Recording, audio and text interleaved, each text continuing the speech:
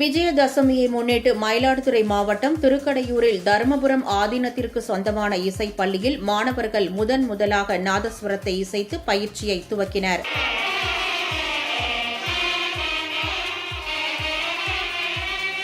கல்வி முதலான கலைகளை கற்றுக்கொள்ள விஜயதசமி உகந்த நாளாக கருதப்படுகிறது. அந்த வகையில் இன்று விஜயதசமியை முன்னிட்டு பள்ளிகளில் முதலாக சேரும் மாணவ செல்வங்களுக்கு நெல்லின் தமிழின் ஆ முதல் எழுத்தை எழுதி பாடங்களை தொடங்கினர். அதேபோல் திருக்கடையூரில் அமைந்துள்ள தருமபுரம் ஆதீனத்திற்கு சொந்தமான இசைப்பள்ளியில் மாணவர்கள் முதலாக நாதஸ்வரத்தை இசைத்து தங்கள் பயிற்சியை துவக்கினர்.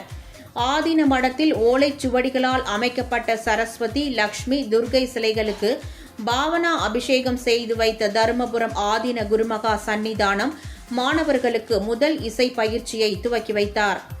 இதேபோல் விருதுநகர் மாவட்டம் ராஜபாளையத்தில் உள்ள கோதண்டராமர் கோவில் வளாகத்தில் விஜயதசமியை முன்னிட்டு முதலாக பள்ளிக்கு செல்லும் குழந்தைகளுக்கு கற்றல் பயிற்சி தொடங்கி வைக்கப்பட்டது.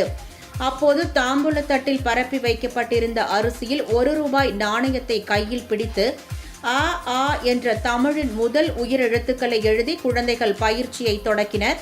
முன்னதாக குழந்தைகள் அனைவருக்கும் உச்சரிப்பு தெளிவாக வர வேண்டும் என்பதற்காக நாவில் தேன் தொட்டு வைக்கப்பட்டது.